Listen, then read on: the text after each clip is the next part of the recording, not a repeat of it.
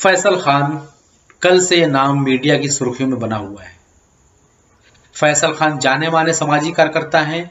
सामाजिक सौहार्द के लिए उन्हें संत मुरारी बापू से सद्भावना पुरस्कार के साथ अन्य कई पुरस्कार प्राप्त हैं। अभी हाल ही में उन्हें आईटीएम विश्वविद्यालय ने खान अब्दुल गफ्फार खान शांति पुरस्कार से नवाजा।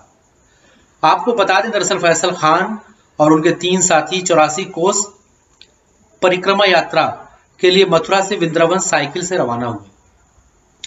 रास्ते भर उनका जोरदार स्वागत हुआ, मंदिरों में रुके, भोजन ग्रहण किया और रातें बिताई।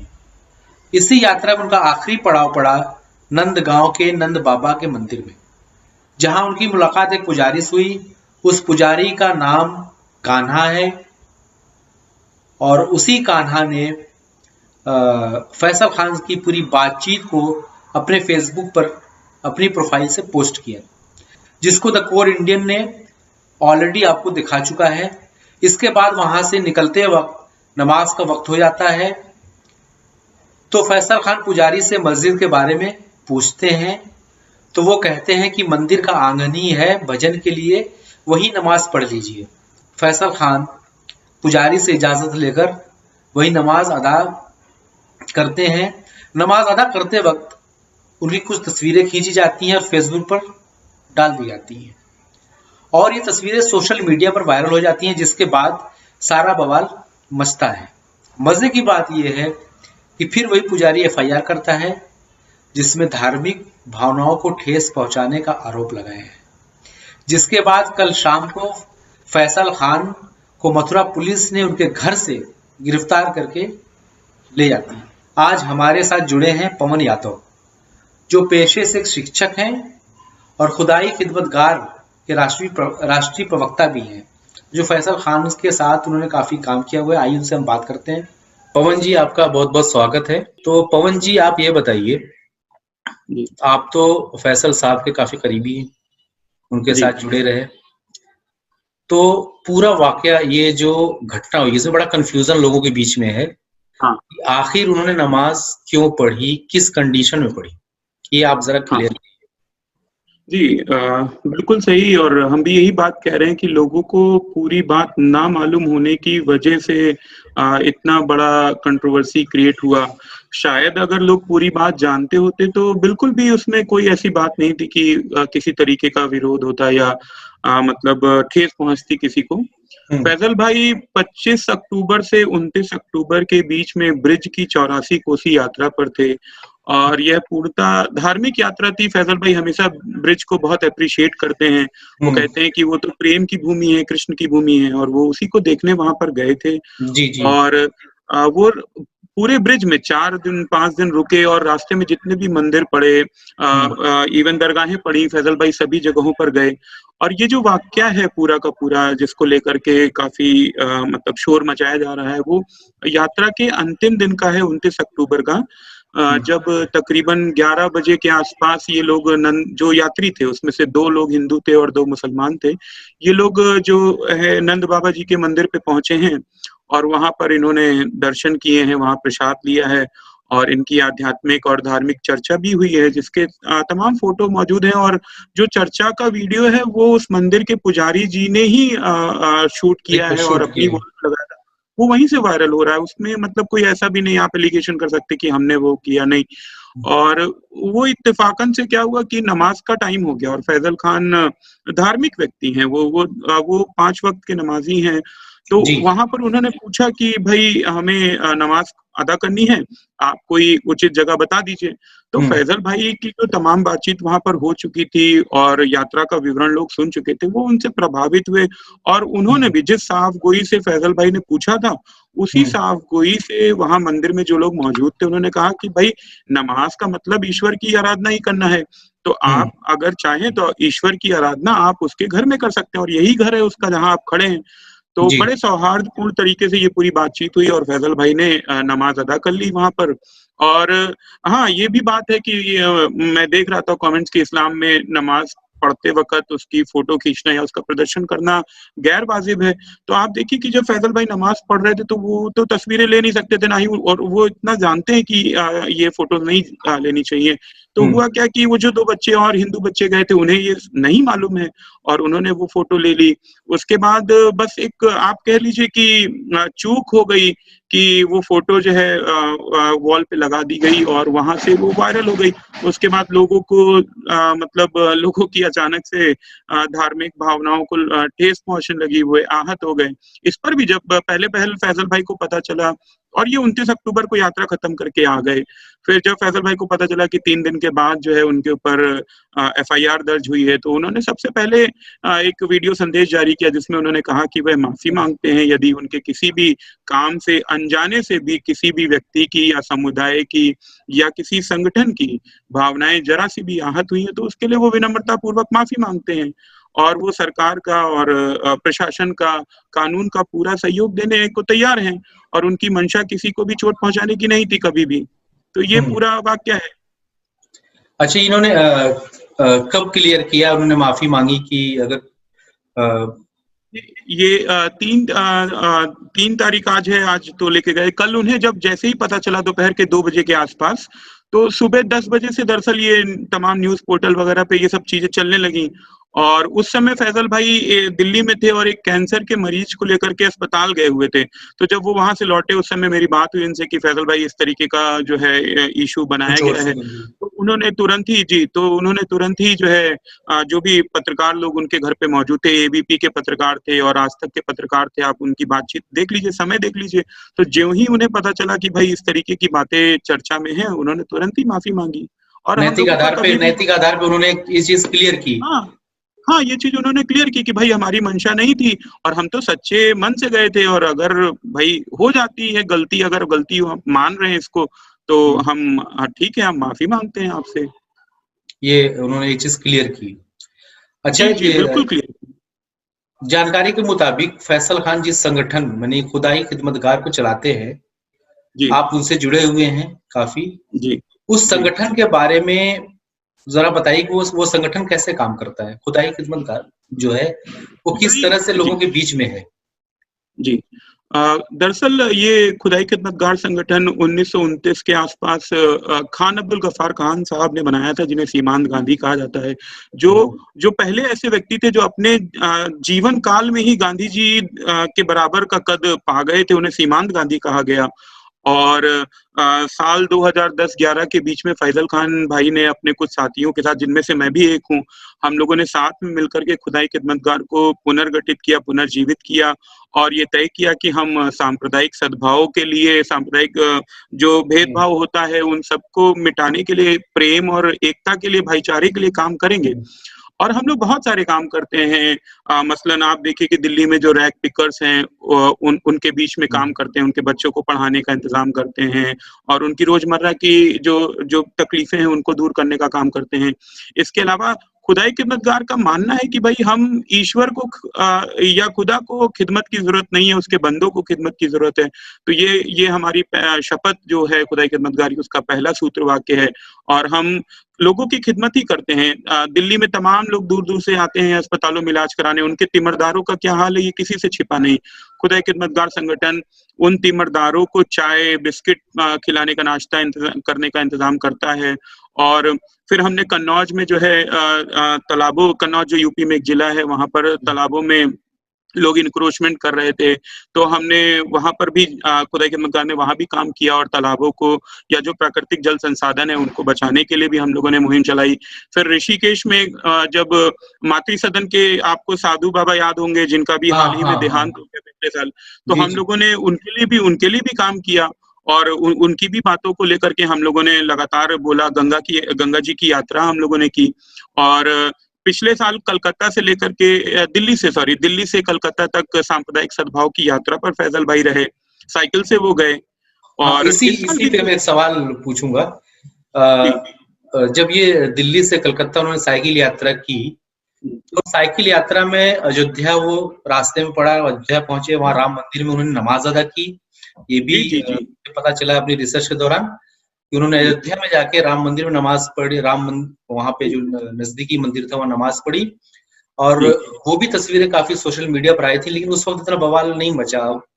अभी इस वक्त इस तस्वीर का इतना बवाल क्यों मच रहा है? अब मैं ये दो कोई बातें पहला कहूंगा वाक्य कि तो है भाई, नहीं। नहीं नहीं, ये कोई पहला वाकया नहीं। पिछले साल उन्होंने राजघाट से यात्रा शुरू की थी और गाजियाबाद में हम्म। श्री राम जी के मंदिर में जाकर के वहां से विधिवत वो यूपी में आए। और फिर हम्म। ये रास्ते में कन्नौज के आसपास उन्होंने कालीम जी के मंदिर में रात बिताई और फिर हम्म। सुबह वहां भी नमाज अदा की। अब देखिए, एक सामाजिक कार्यकर्ता अगर निकलेगा तो वो किसके घर ठहरेगा भाई? कौन अपने घर में ठहराएगा? तो ये जो मंदिर है, ये जो दरगाहें हैं, ये यही मस्जिद तो सब जगह होती थी जहां पर कोई भी बिना रोक टोक के गुरुद्वारे जो है वहां जा सकता था। विरासत तो में चला आ रहा है जमाने से। एक जमाने से चला आ रहा है। और आप देखिए कि जो हिंदुस्तान में पुराने जो फाहियान वगैरह आते थे वो सब कहाँ रुकते थे? मंदिरों में ही तो रुकते थे, वो उन्हीं मंदिरों से ट्रेवलिंग करते थे। तो ये तो संस्कृति रही है भारत की।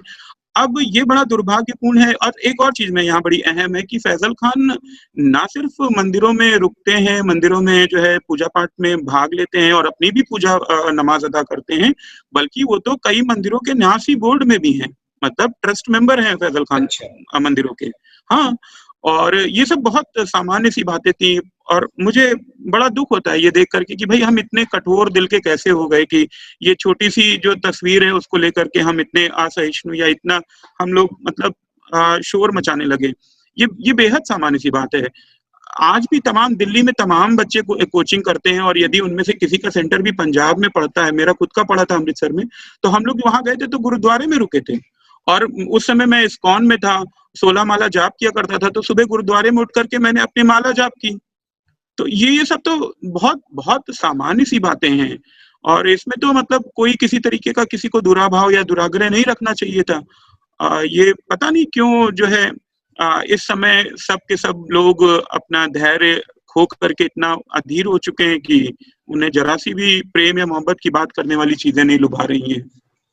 जब पवन जी, जी फैसल भाई जब अन्य 3 साथियों के साथ और जब वहां पे नमाज पढ़ी, तो हमें ये भी पता चला है कि उन्होंने पुजारी से बकायदा इजाजत मांगी थी।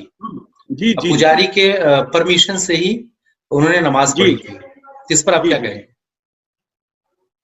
हाँ, ये बिल्कुल बिल्कुल तथ्य है और फैक्ट है। देखिए, आप किसी भी मतलब जैसे मैं हिंदू हूँ तो मैं किसी मस्जिद में जाकर के अचानक से कुछ भी नहीं कर सकता। हम्म। हर हर धार्मिक प्लेस का अपना एक डेकोरम होता है और हम सभी लोग उसका सम्मान करते हैं, उसको मानने वाले लोग हैं। हम जिम्मेदार लोग हैं, हम कोई गैर जिम्मेदार लोग नहीं है। तो अगर फैजल भाई उस मंदिर में गए थे तो जाहिर सी बात है कि वो आज्ञा लेकर के ही गए थे। और आप देखिए कि वहां तस्वीरें हैं, वो खुद कह रहे हैं कि भाई अगर मान लीजिए धोखा दे करके तो ईश्वर की आराधना करने का कोई मतलब नहीं है। हम्म। भाई ईश्वर की पूजा करके या नमाज अदा करके धोखा करके नमाज अदा करके किसी को क्या मिल जाएगा? शुरू में तो यही खबर तो आई थी कि धोखा देके कर दिया गया। नहीं नहीं, वो गलत है। देखिए, वो प्रैक्टिकल भी नहीं है। अगर आप धैर्य से जी, सोचे तो वो संभव ही नहीं है भाई। अगर मैं बिल्कुल सही बोल कुछ करके मैं चला जाऊं किसी मस्जिद में और जाकर के किनारे बैठ करके अगर पढ़ने लगूं तो ये प्रैक्टिकल बात नहीं है। बिल्कुल इतना सही तो बोल। लॉजिक हम सभी लोगों को लगाना चाहिए। और हम्म। तस्वीरें हैं बकायदा, उनके पीछे लोग खड़े हैं, जवान हम्म। लोग खड़े हैं, तो चाहते डांट देते। आप बताइए, अगर डांट देते तो उस समय ये बाहर निकल आते। तो ये मतलब अब जैसा मैं अभी बयान देख रहा था, वहां का बीबीसी के किसी पत्रकार ने उस मंदिर के पुजारी जी से संपर्क किया है और उनका बयान लेने की कोशिश की, तो उन्होंने उन्होंने ये बात बोली कि भाई हमारे स्थानीय जो लोग हैं वो लोग जो है इससे दुखी हुए, इससे रोष महसूस किया और उन लोगों ने जो है ये काम करने को कहा। तो फैसल भाई से जब बात की गई तो वो कल कह रहे थे कि भाई पुजारी जी सीधे आदमी है, सच्चे आदमी, बेचारे बूढ़े हैं, अब उनको क्या कहा जाए। तो अगर वो हो सकता है वो किसी दबाव में बेचारे पलट गए हो, उसमें उनकी कोई गलती नहीं और हम नहीं चाहते कि उनको किसी भी तरीके से परेशान किया जाए। और हम जिस मकसद से गए थे शायद ये उचित वक्त नहीं है उन सब चीजों की बात करने का। तो उसके जो परिणाम हैं वो तो हम लोग देख ही रहे हैं। हाँ, उसमें जो वीडियो वायरल हुए हैं उसमें से जो एक वीडियो है और सोशल हम्म, मीडिया पे जो हमें देखने को मिल रहा है जी कि जो बाबा है फैसल खान से बात कर रहे हैं, नंद बाबा, जो हाँ मंदिर के पुजारी, उनसे वो हाँ, उनकी बातचीत चल काना रही है। नाम है उनका। जी जी जी, ठीक है। कृष्ण गोस्वामी जी नाम। हाँ, जी कृष्ण गोस्वामी जी नाम है। जी जी उन्होंने कान्हा कहकर भी बुलाया उस वीडियो में, आप अगर आप देखेंगे। हाँ हाँ हाँ। हाँ हाँ हाँ और ठीक है। और उन्होंने हाँ भोजन के लिए भी आमंत्रित किया। हाँ। और ठीक ना है। सिर्फ भोजन के लिए बल्कि मंदिरों में फैजल भाई के हाथ में पैसे भी रखे गए कि तुम आए हो, तुम हाँ। ऐसा करो, पता नहीं कैसे जाओगे आओगे, साइकिल से आए हो, पता नहीं तुम्हारे पास पैसे हैं कि नहीं है, तो तुम ये पैसे रख लो। तो फैजल भाई ने बड़े विनम्रता से वो मना कर दिया कि नहीं, हम धार्मिक यात्रा पे आए हैं और ये कोई मतलब तीर्थ यात्रा पे हम चंदा लेने थोड़ी ना आए अब या हम देखिए आपसे मांगने थोड़ी ना कितनी आए। अजीब सी बात है। जी जो कृष्ण गोस्वामी जी हैं वो उनका स्वागत कर रहे हैं, वो जी बड़े नम्रता पूर्वक उनसे बात कर रहे हाँ हैं, जी उनको जी जी खाना खाने के लिए ऑफर कर रहे हैं, उनसे बातचीत हुई, जी अध्यात्म की बातचीत हुई है। हाँ और उन लोगों ने जी बल्कि एक जो उनकी रस्म है कि कोई आता है तो हाँ उसके हाथ में कुछ रखा जाए, तो वो भी हाँ रस्म हाँ पूरी की। इन तमाम हाँ चीजों के बावजूद भी एक तरह से हाँ कंप्लेन हो जाना, क्या इसमें कोई जी। राजनीतिक साजिश की बू नहीं आती है जरा, थोड़ा लोकल राजनीतिक राजनीति? साजिश, मैं शुरुआत में अगर बोलूं तो स्थानीय लोगों में जो नाराजगी हुई तो वहां तक तो मतलब ठीक है, समझ में आता है, लेकिन उसके बाद जिस तरीके से इस पूरे मसले को बनाया गया और बड़ा दुर्भाग्यपूर्ण है, खासतौर से टीवी मीडिया जिस तरीके से इसको रंग देने लगा, तो यहाँ पर पहुंच करके हमें लगता है कि हाँ कुछ मतलब शायद ये मतलब ठीक मंशा नहीं है उन लोगों की जो इससे फिर आप मतलब खुदाई खिदमतगार का पक्ष न लेकर के उसमें तमाम दूसरे दूसरे राजनीतिक पार्टियों के लोगों का स्टैंड पूछ रहे हो। तो भाई देखिए, अगर जो ऐसी भी घटना, अगर मान लीजिए कि आप इसे गलत भी करें तो गलती भी हमारी है, तो आप हमसे तो एक बार पूछिए ना कि क्या हुआ था। आप उसमें अलग अलग राजनीतिक दलों के लोगों को इन्वॉल्व कर रहे हैं, वो बेचारे जानते भी नहीं कि वहां हुआ क्या था। भाई सारी जानकारी तो हम लोगों के नहीं, पास है। क्या खुदाई खिदमतगार की तरफ से जी जो कृष्ण गोस्वामी जी हैं उन तक कोई जी पहुंचा या उनसे बात करने की कोशिश की, इस चीज को थोड़ा खत्म किया जाए, इसको हल्का किया नहीं, जाए? ये तो सद्भावना की बात फैजल थी। भाई ने फैजल भाई ने संपर्क करने की कोशिश की थी, जैसा डॉक्टर कुश वगैरह से हमारी बात हुई तो जी। उनसे संपर्क हो नहीं पाया। और वही चीज है कि हम लोग समझते हैं, सामाजिक आदमी व्यक्ति होने के नाते हम लोग ये समझते हैं कि भाई हो सकता है किसी तरीके के दबाव उन पे बनाए गए हों, और ठीक है, अब उसमें और क्या कहा जाए। नहीं, अगर हम गलत नहीं है तो देखा जाए तो ये मामला 29 तारीख का है और जी ये जी 1 जी तारीख को ये गर्म होता है, ठीक है? हाँ और 2 तारीख को मेरे ख्याल से 2 तारीख को गिरफ्तारी हुई है, हाँ, 2 तारीख को गिरफ्तारी होती है। ठीक है? 2 तारीख को कानूनी कार्रवाई होती है हम्म। और मतलब 29 तारीख के बाद 3 दिन बाद एफआईआर होती है। जी जी जी जी तो जी यानी कहीं न कहीं लगता है कहीं लोकल लोगों का जो वहाँ के पुजारी हैं हाँ मंदिर में जो उसके देख-रेख करने वाले उन पे कहीं न कहीं दबाव उनका बना हुआ है। हाँ, बिल्कुल, बिल्कुल। और ये थोड़ा-सा माहौल मतलब थोड़ा-सा राज है, लोगों के हृदय में तंगी आई है और मतलब लोग नहीं वो कर रहे हैं। और मैं तो बड़ा सोचता हूँ कि भाई पता नहीं कैसे जो है रहीम और रसखान और हसरत मोहानी और गुलाब सखी वगैरह को जो है हम बर्दाश्त करते हैं। मैं आपको बड़ी इंटरेस्टिंग बात बताता हूँ कि हिंदू धर्म में एक पंथ है जिसका नाम है प्रणामी। जी। तो प्रणामी संप्रदाय जो है जिसमें महात्मा गांधी जी के दादाजी जिसको मानते थे, हुँ। प्रणामी धर्म जो है पैगंबर मोहम्मद को भगवान कृष्ण का अवतार मानता है। अच्छा, अच्छा। और जो उस प्रणामी संप्रदाय की जो किताबें हैं, जो मतलब किताबें हैं, उनमें कुरान की आयतों का जिक्र है। बताइए। तो स्वामी प्राणनाथ जी जो और जो उस धर्म के पैगंबर हम लोग जिन्हें मानते हैं, तो आप उनको उनको पढ़िए। ये हिंदुस्तान बड़ा अजीब मुल्क है और यहाँ हमेशा से सांप्रदायिक सद्भाव की बातें होती रही। गंगा जमुनी तहजीब की वजह से हम फेमस हैं और दुनिया हमें मानती है कि हम एक साथ तमाम मुख्तलिफ ख्यालात के लोग एक साथ एक मुल्क में रहते हैं और रहते आए हैं सदियों से। तो ये मतलब बड़ा अजीब है सब कुछ। अच्छा, इसमें देखा जाए जो पूरी कंट्रोवर्सी है, सिर्फ़ एक जी। तरफ से नहीं है कि हिंदू हुँ, लोगों ने इस पे ऑब्जेक्शन उठाया। हाँ, इस पे हाँ, कुछ मुस्लिम समुदाय है, कुछ मुस्लिम संगठन है और कुछ जी, मुस्लिम समाज के लोग हैं जो दबे ज़ुबान या खुल के ये चीज़ हाँ, बोल रहे हैं हाँ, कि अगर हम मंदिर में इजाज़त देंगे, तो हाँ, हमें मस्जिद में इजाज़त देना पड़ेगा आरती करने के हाँ, लिए। उसको हाँ, वो दूसरे तरीके से वो मोड़ने की कोशिश की हाँ, जा हाँ, रही है। हाँ। इस बारे में आप क्या कहेंगे कि मतलब इसको कैसे इस चीज़ को दोनों तरफ से हम कैसे इसको बैलेंस कर सकें? देखिए, मैं जो हूँ व्यक्तिगत रूप से फिजिक्स का स्टूडेंट हूँ, तो लॉजिक्स पे बात करते हैं। भाई अगर आप ये कहते हैं कि ठीक है इसमें मंदिर में आपने नमाज अदा करने की इजाजत दे दी तो हमें मस्जिद में भी मूर्ति पूजा की इजाजत दीजिए, तो आप देखिए कि विग्रह को स्थापित करने के बहुत सारे नियम होते हैं और बहुत सारे लोग जानते हैं उसको। तो ऐसा नहीं हो सकता कि मुझे मूर्ति पूजा करनी है तो मैं किसी मंदिर में जाके पहले मूर्ति को एस्टैब्लिश करूं फिर उसके बाद आरती वगैरह करूं। तो ये प्रैक्टिकली ये लॉजिकली डाइजेस्टेबल बात नहीं है। हाँ, यहाँ पर ये जरूर हम कहेंगे कि भाई मस्जिद में भी कमरे होते हैं जहाँ पर यात्रा के दौरान लोग रुकते हैं, तमाम मदरसे हैं जहाँ पर लोग रुक सकते हैं।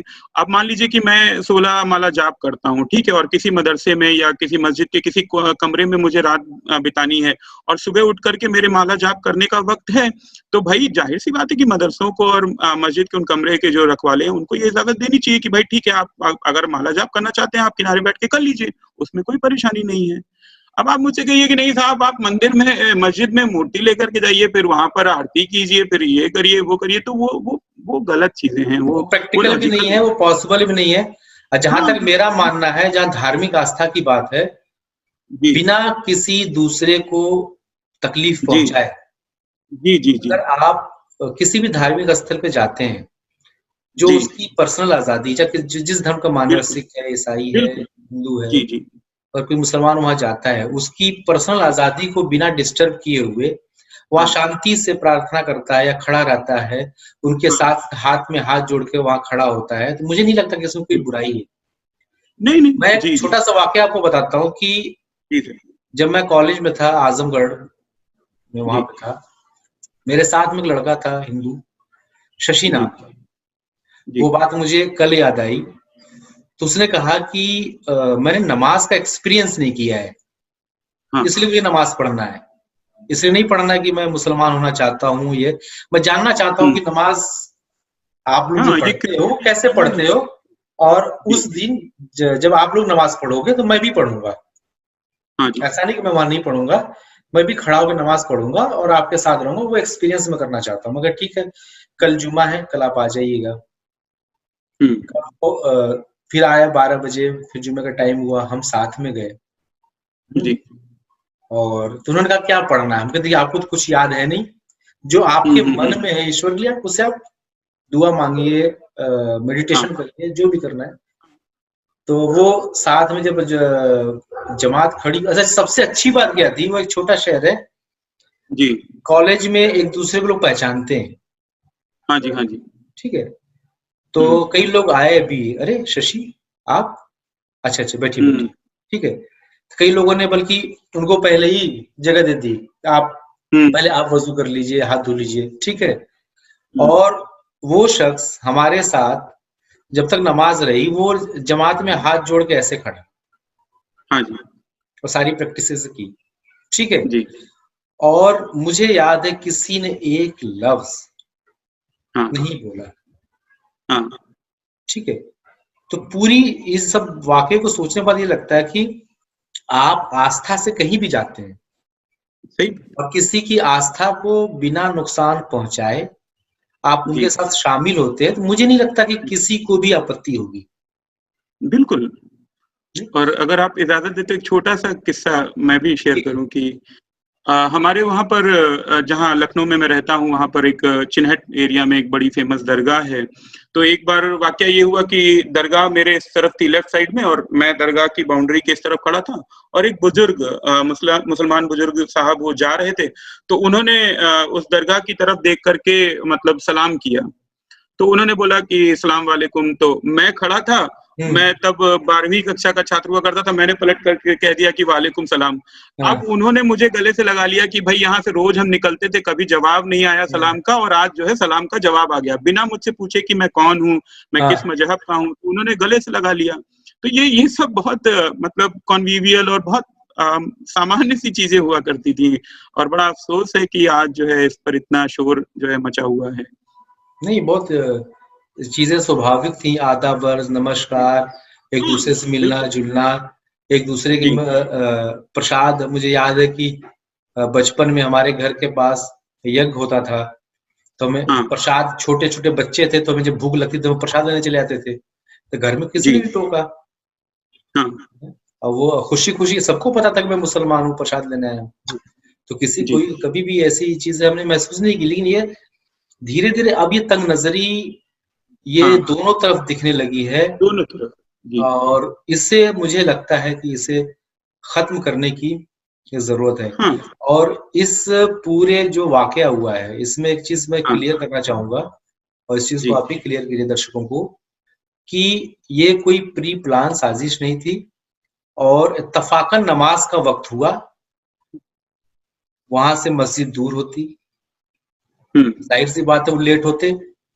हाँ उन्होंने पूछा होगा कि मैं नमाज का वक्त हो गया है, तो उन्होंने कहा हाँ ठीक है भाई, आपका नमाज का वक्त हो गया है। अच्छा, वो जो प्रीमिसेस जो दिख रहा है, वो भी मुझे लग रहा है कि वो रेसिडेंशियल एरिया मंदिर का, हाँ बाउंड्री, मंदिर के गर्भगृह के बाहर है। जी जी गर्भगृह के बाहर है, जहां पे लोग हाँ ठहरते हैं, हाँ उठते हाँ बैठते हैं, हाँ ना कार्यक्रम जी जी होता है, तो वो बिल्कुल एरिया है। तो बिल्कुल इसमें कोई बुराई नहीं है, उन्होंने नमाज की इजाजत मांगी, मंदिर के हाँ बाहर उन्होंने अपना नमाज अदा कर ली, चाहे मंदिर के बिल्कुल बाहर के प्रीमिसेस करते या बाउंड्री के बाहर करते।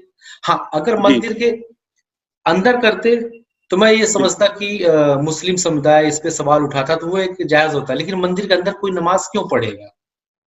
हाँ बिल्कुल बहुत वही हम स्वाभाविक लोगों सी का बात कहना है है। कि बिल्कुल मंदिर के बिल्कुल अंदर कोई और नमाज क्यों पढ़ेगा। तो बिल्कुल सही बात। हाँ, तो मुझे ऐसा नहीं लगता कि जो उनकी इंटेंशन थी जी वहां पे नमाज को छोटा दिखाना या मंदिर को का अपमान करना, नहीं ऐसा नहीं बिल्कुल था। वो नहीं इत्तेफाक, इसे एक हाँ इत्तेफाक समझे, इत्तेफाक क्या था। समझे? अच्छा आप देखिए कि अगर मान लीजिए कि वो कुछ प्री प्लान होता तो भाई वो 10 बजे पहुंचे हैं और फिर बातचीत लगातार हो रही है तो बातचीत में समय हो गया इत्तेफाकन। और फिर उन्होंने बड़ी उससे पूछा कि भाई अच्छा मैं यहाँ ये भी सोचता हूँ कि भाई अच्छा मान लीजिए कि बाहर पढ़ रहे होते तब भी कुछ लोग जो है सवाल उठा देते कि बताओ सड़कों पे नमाज पढ़ रहे हैं, वो बस स्टेशन पे नमाज पढ़ते तो वो कहते वहां पढ़ रहे हैं।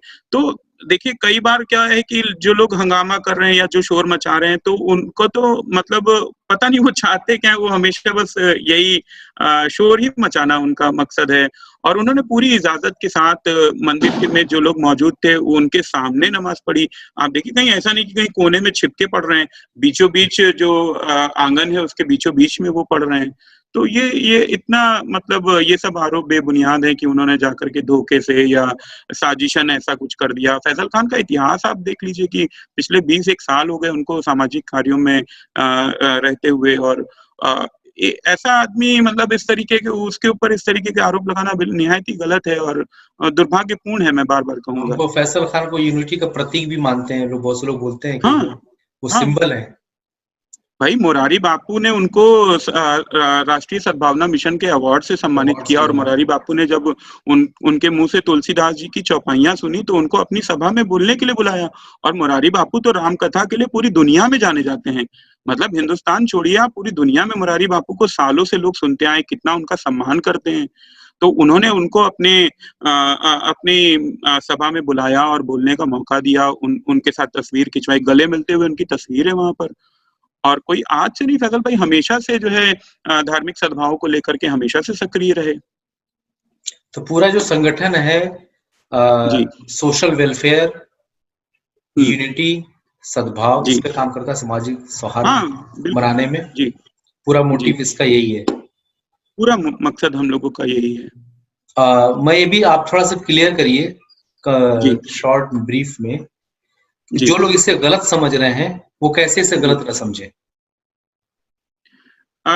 गलत देखिए वही है कि परसेप्शन की वजह से लोग गलत समझ रहे हैं, और जो लाइन जो टैग लाइन मीडिया में चल रही है उस लाइन को पढ़ करके जो लोग ओपिनियन बना रहे हैं, प्रथम दृष्टिया जो लोग ओपिनियन बना रहे हैं तो वही लोग गलत समझ रहे हैं। जो भी लोग मैं ट्विटर पे भी देख रहा था और फेसबुक पे भी मैं देख रहा हूँ कि जो लोग फैजल भाई के बारे में जानने की कोशिश जिन्होंने की या फैजल भाई की और तस्वीरों को जब उन्होंने देखा तो मतलब या फैजल भाई की जो बात उन्होंने सुनी, वीडियोस उन्होंने देखे, तब जाकर के लोगों को ये बात समझ में आई। तो जो लोग गलत समझ रहे हैं उनमें उनको जो है थोड़ा सा खुदाई खिदमतगार उसके काम और फैजल भाई के कामों को देखना चाहिए, आपको जरूर चीजें समझ में आएंगी।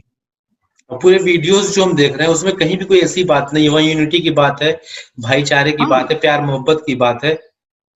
भाई फैजल खान की पूरी जो फेसबुक प्रोफाइल है वो ओपन टू ऑल है, उन्होंने कोई हाँ, प्रोफाइल लॉक वगैरह करके नहीं रख रखी है। आप जाइए, उनका आज का नहीं जब से प्रोफाइल बनाई है तब से आप उनके वीडियो, उनके स्टेटमेंट और उनकी तस्वीरें देख सकते हैं।